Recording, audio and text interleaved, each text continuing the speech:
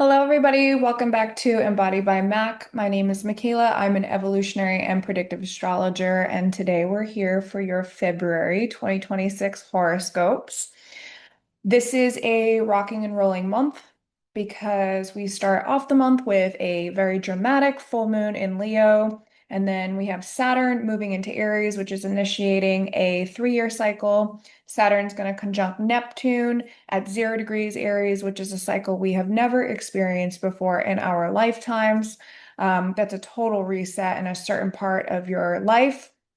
And we also have a new eclipse season starting in the Aquarius Leo axis. So, eclipse seasons tend to be pretty intense and can accelerate things in our life and feel like we're being forwarded back onto our path or redirected onto our path.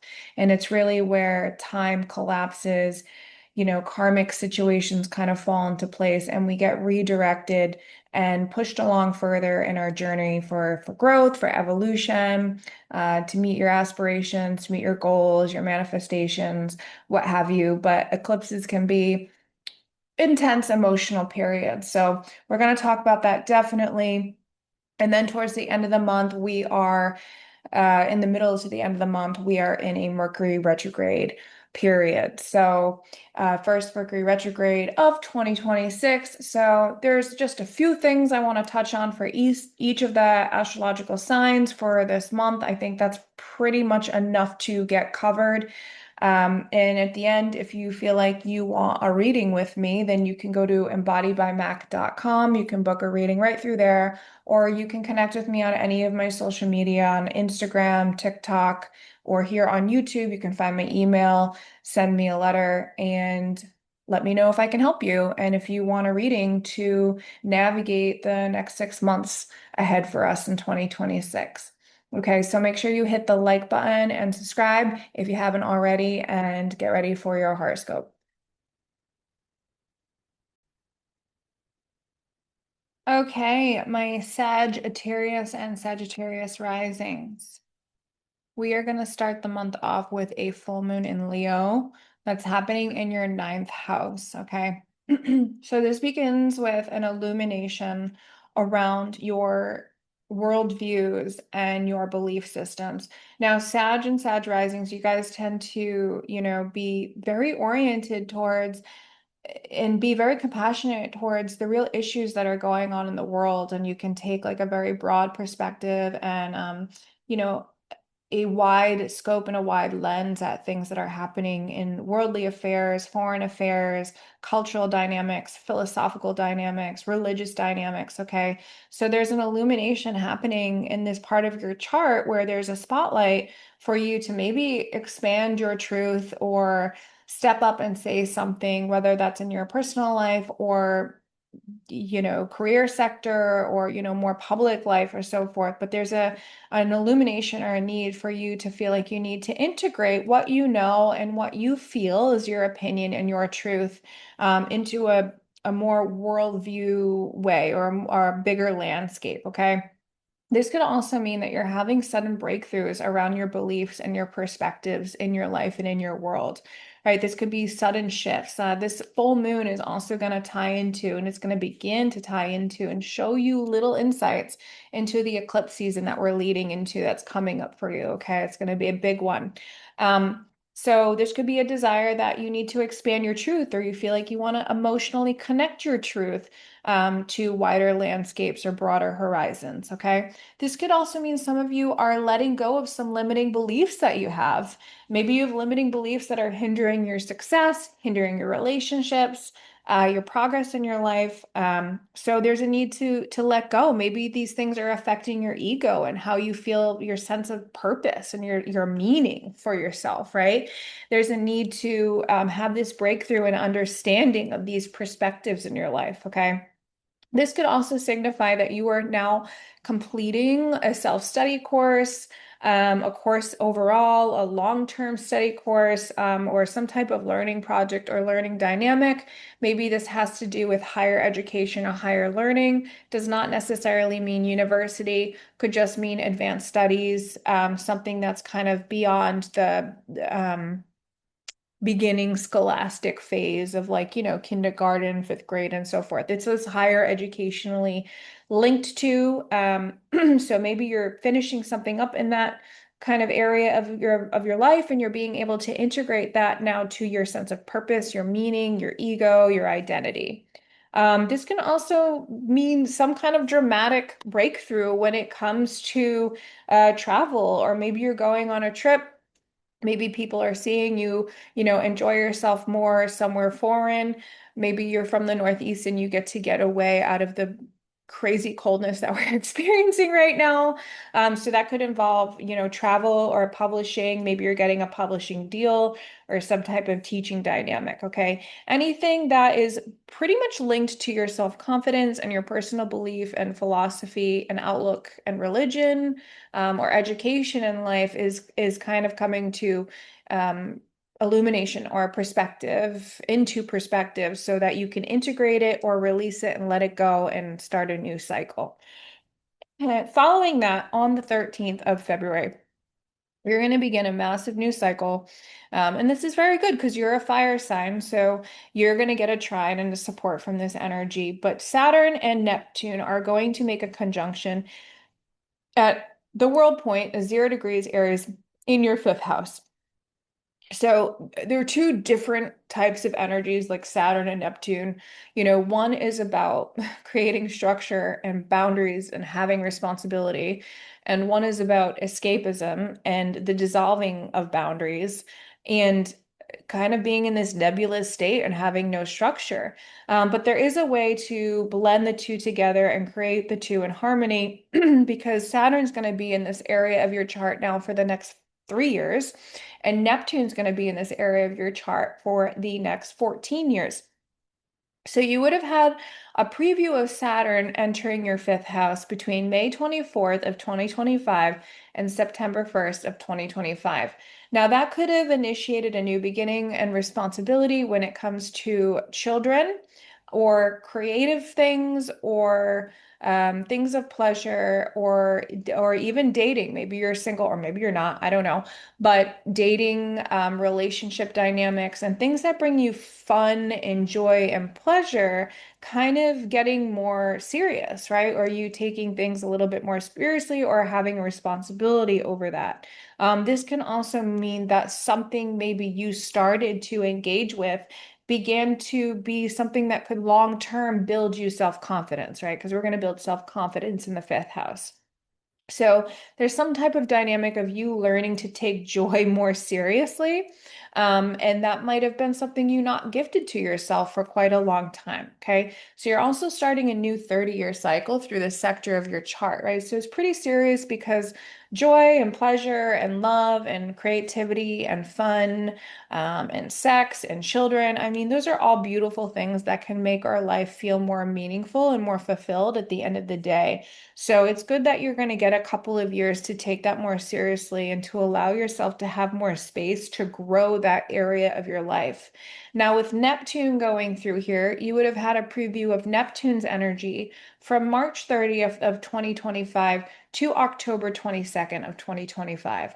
And you will now have Neptune in this area of your chart until 2038, so quite a long time. So there's a need to blend imagination as well, because Neptune is going to give you a boost of creative imagination and self-expression and artistic display in this area of your life. Okay. Now, you do want to be careful in the dating realm because some people might look like you might be wearing rose tinted glasses when you're in the dating realm with them. So you're really going to learn to navigate, what relationships are really, who's real and who's truthful in relationships and who isn't. Right. And so Saturn's going to help you here create some boundaries when it comes to that. Like when it comes to pleasure, it's like responsible pleasure. You know what I mean? So also like hobbies and so forth, right? Neptune can kind of bring in this kind of escapism realm. So for some of us, you might like to party. You might like to go to the raves. I mean, I love those kind of concerts too, right? But like all in balance, right? In harmony. So, but some of us we might get really into fitness or, working out, and that can kind of bring you pleasure and this euphoric experience, but kind of take you outside of it too much. So Saturn here is going to help you build some type of responsibility when it comes to escaping more into things that bring you pleasure and joy and feel like they're giving you some sense of euphoric or ecstasy, if you will. Um, so you can, build sturdy, long romantic relationships during this Neptune transit in this house. This is very good for my life when I had Neptune transiting my fifth house. And you can also find a way to merge the things that you're really interested in and maybe even want to make it in a career direction in a more artistic setting. And you really are going to learn to create like a schedule, if you will, with it, or something that can seem a little bit more manageable rather than getting lost of time. Now, one thing that Neptune might bring in here is a abundance of people and their opinions, just because the fifth house is where we're going to find a lot of people's opinions and so forth. And so there can be this like need to understand where you lie and the boundaries are with your opinions, and also be able to hold space for other people's opinions, right? And if we don't have enough confidence to have a voice with our opinions, which you're going to learn, you're going to navigate through confidence through your opinion through the fifth house. If we don't have enough, then other people's opinions can override us, or kind of infiltrate like our area of confidence, right? Or ability to um share our truth or our opinion ourselves. So Neptune, Saturn are going to help you be able to navigate that area of your life as well. So you're more confident when it comes to your personal self-expression and creative gifts and talents that you're bringing out into the world. Now, leading next is the new moon. So did I say that word? New moon solar eclipse happening in your third house on February 17th. So this new moon is definitely an ending and a beginning correlated into one, because it's happening at the end of the Aquarius archetype, but it's also a new moon here. So this is setting off a new set of eclipses that are going to lead up until January of 2028. Okay, so this is a new section of your chart that is getting eclipsed, and we can often feel like energy is rushed and overwhelming during eclipse season. So if you start to feel like that in some areas of your life, it's okay. It's normal. Okay. My advice is that eclipses are fated events. They're helping us rewire ourselves to our dharma, get back on our path. So if we're really, really far off our path, an eclipse is going to come in and it's going to shove you back onto your path a little bit more dramatically. And if you're closer to your path, then there's a gentler nudge. Okay. But nonetheless, eclipses can definitely shift the reality and the trajectory of our life. Okay, it's major turning points in our life, and this one is happening in your third house. Okay, so this is all about communication and your communication style, and it's getting a facelift essentially. So, and that's important for Sagittarius, because expressing your truth you need to do that through a level of communication. Okay, so there are new beginnings happening with your daily interactions. Essentially, it's third house themes, so it's more of like with your siblings, with your friend groups, with your local friendship groups, and so forth. Your how you learn, even like how you learn to communicate, is also getting eclipsed here, right? So it's ready for a shift and a new beginning. You could be getting sudden insights and information and downloads coming in that are going to help you shift your perspective of how you communicate, okay? And how you think and how you speak and how you connect on a local level, okay? It's very important, because then that will build, that'll build on your community, your friendships, your confidence to communicate with other people, especially with Neptune coming into the house of opinions, right? So you could begin a new writing project. There could be a way to communicate for you. You could maybe start a blog, decide that you want to start a podcast even. Depends like on other factors of your chart, but you could start a new learning project, or maybe you are living in a foreign country, for instance, and you need to learn a new language or you want to learn a new language. This could also signify changes in your siblings' lives, which are going to affect you, and you have to take part in that. But definitely more so of letting go of outdated thought patterns in what once worked for you, and having the breakthroughs in those communication styles so that you can connect in new and more progressive ways, okay? Because Pluto is essentially going through your third house for the next 20 years. So communication is going to be heavily strong in you, and eventually it's going to give you a new sense of empowerment over your communication style, okay? But you're going to have to learn new ways of processing and sharing information. And then lastly, we're going to have Mercury retrograde. Oh, and I have to, almost forgot. You would have had previews of this same eclipse pattern happening between February 2017 and January of 2019. Okay, so if you can kind of think back, you had similar themes, similar styles showing up for you. It's obviously not going to be the same exact thing, but there are similar patterns that are repeating themselves from the eclipses that happened in 2017 to 2019. And also, if you can think all the way back to 2008 to 2009, there were also similar themes that were showing up in this eclipse pattern as well.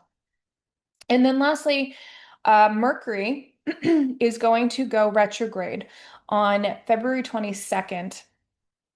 And this is going to be happening in your fourth house. Now, I do want to let you know that Mercury goes retrograde on this day, but the real shadow begins on February 11th. So the themes that you're going to be dealing with this Mercury retrograde is going to begin on February 11th. So you could very much be revisiting emotional and psychological dynamics around this time. Um, Really deep-seated things that are a part of your identity, a part of your soul, and could be linked to, your sense of belonging when it comes to family, and the home life and the foundation of your life. Okay. So it's more of a time to go introspective because this is in your fourth house. Spend some time, I would say, journaling, releasing emotions, um, thinking in the bath, meditating in the bath, maybe even going to some therapy on a deep, deep psychological and emotional level. Um, it's time to look at old family dynamics that need healing, having conversations with family members that might need healing. And there could be foggy communication for a little bit during this period too when it comes to family dynamics. Okay. So your intuition is probably going to be heightened, because this is happening in the fourth house as well. But because it's Pisces in this realm, there could be a lot of fogginess. So instead of moving in any direction and asserting opinions or beliefs immediately, I would wait until the retrograde period is over when you're going to have more clarity, which is going to be March 20th, okay, the following month. That's really when all of the re-examining is going to come to a full culmination, and that anything that was resurfaced, you were able to process fully and wholeheartedly instead of bringing in more miscommunication dynamics and so forth, okay? This is really about reorganizing and rethinking your emotional space. Okay, your emotional space, but that could be reorganizing and removing or, redoing things in the home as well, right? Maybe moving the furniture around, changing the bedrooms, Palo Santoing the space, right? Cleansing the space and so forth.